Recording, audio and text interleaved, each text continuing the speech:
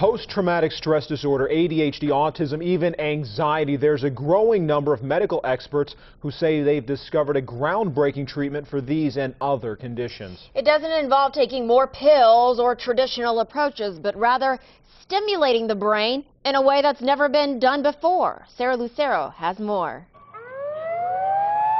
November 5th, 2009. Major Nidal Hassan opens fire at Fort Hood, killing 13 and wounding dozens of others. I think it finally set him into the PTSD. I think it was a secondary post-traumatic stress disorder from hearing everything. Incidents like the one in Killeen drive Stress response. Houston Dr. Ron Swatsina and a growing number of specialists around the country to find a cure for post-traumatic stress disorder.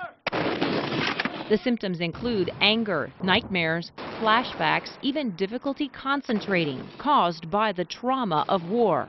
Part of it is an exercise in focus and attention. He's referring to neurofeedback therapy, an approach to treating PTSD and other brain disorders. The one on top is his good brain waves. I'm telling him to stop making the dysfunctional ones, and I'm giving it instruction where to put the energy into. Neurofeedback therapy is essentially brain training. It's been around for some 30 years and is now gaining acceptance as a way to treat everything from ADHD to anxiety and PTSD by teaching the brain to self-regulate better. All he knows is get these lines nice and straight. In Mark Shell, Swatsina treated the 18-year-old's inability to concentrate or sit still and consequently bad grades. Electrodes are attached to the scalp to listen in on his brainwave activity. Now, how is he able to control the car? With his brain. Through a set of mind exercises and even video games, the patient learns to control his brain output or brainwave activity. And the brain picks up and starts to learn what's nice waves and what's not. The goal, to make Mark's brainwaves line up with what is determined to be normal brainwave function or frequencies. Dropped it from 2.23. It can take a few weeks to a few months. So in 6 months, you've seen a big change. Yes, ma'am, I have. I have gone from academic probation to almost making honor roll. About a week into the second sessions, we were doing 60 minutes. I actually started sleeping better.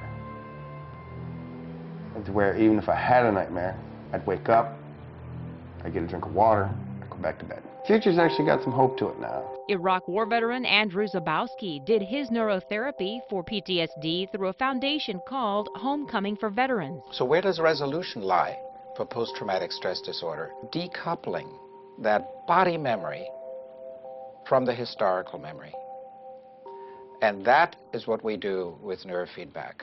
I was just thinking, you know, this is another therapy, waste of time, waste of money, but it's not. I mean, like I said before, this is the real deal. This is good stuff. I don't know how, I don't know why, it just works. Sarah Lucero, KENS 5 Eyewitness News.